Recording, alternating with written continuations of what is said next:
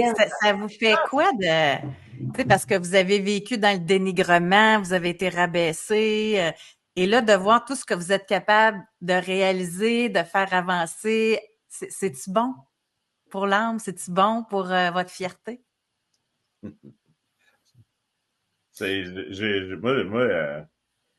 c'est comme j'ai jamais été capable de me sentir fier.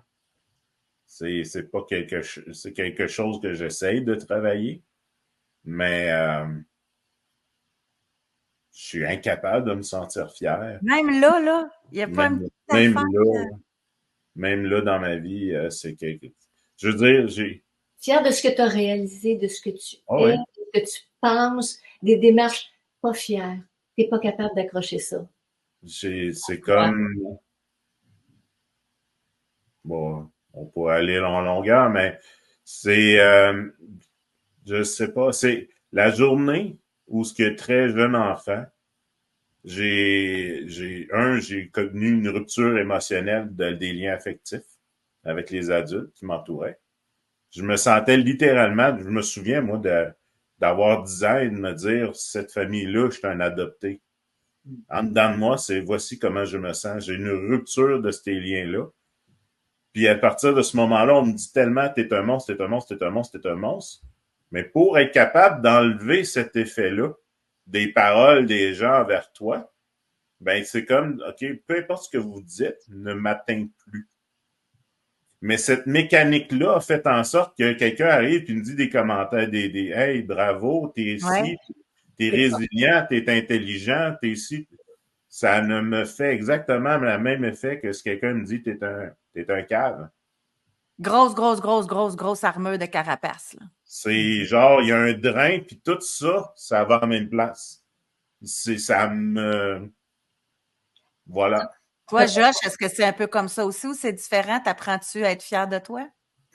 Je, je suis obligé de dire que c'est un peu comme ce que Marc vient de dire. Je suis capable d'être fier intellectuellement, mais il y a eu comme Marc disait, il y a eu cette rupture au niveau émotionnel, il y a eu une dissociation. Il faut comprendre que quand tu es enfant puis que tu te fais détruire comme ça, tu détruis la personnalité pendant qu'elle est en train de se développer. Ben, ça affecte toute ta vie d'une façon ou d'une autre.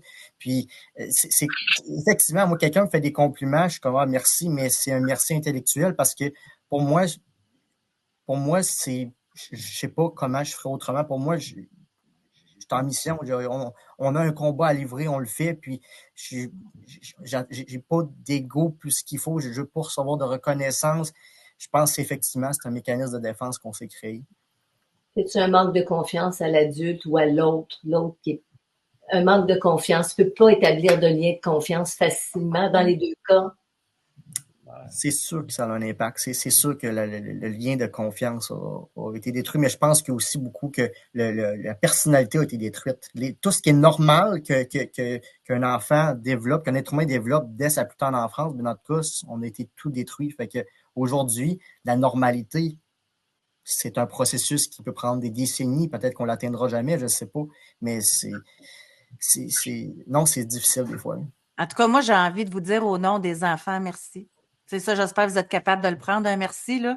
Oui. Parce que tout le travail que vous avez fait, ça va sauver, en tout cas, je le souhaite, là, beaucoup d'enfants.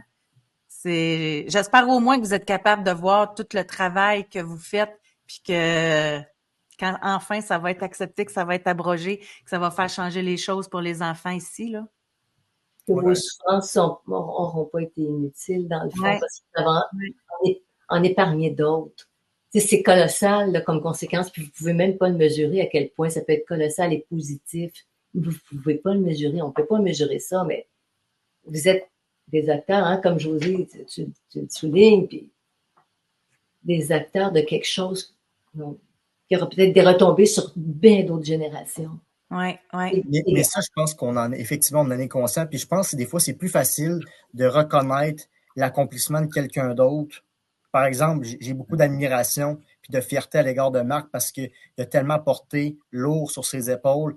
Puis, je veux dire, on se dit toujours que c'est un travail d'équipe, mais je le sais que ce qu'on est en train de se vivre, souvent, je me disais à quoi ça a servi tout ce que j'ai vécu. Aujourd'hui, je comprends pourquoi.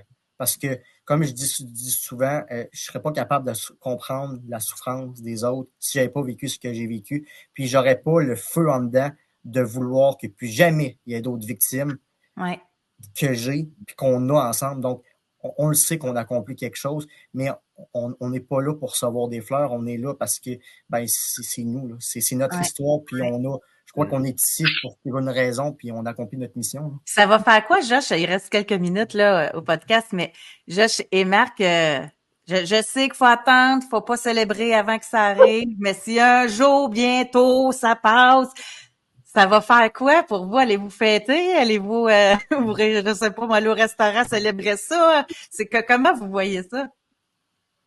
Ben, moi, personnellement, tu sais, mais qui vote en 3e lecture, j'espère, tu sais, on ne sait pas c'est quand, fait que j'espère pouvoir être d'un gradin de la Chambre des communes pour faire le vote. Tu sais, je sais que ça va m'amener énormément d'émotions. Oui. C'est ça. Après ça, il va rester le Sénat, mais on sait déjà que le Sénat il est très favorable et que c'est presque une formalité actuellement, là. Fait que, mais c'est la 3e lecture.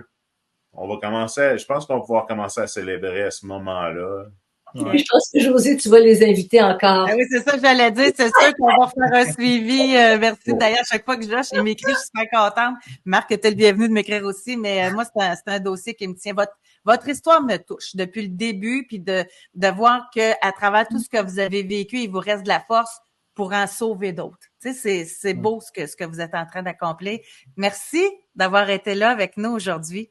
C'est vraiment très apprécié. Puis je vais penser à vous très, très fort. Puis aussitôt qu'il y a du nouveau, vous m'écrivez, puis on va en faire le suivi. Soyez-en assurés.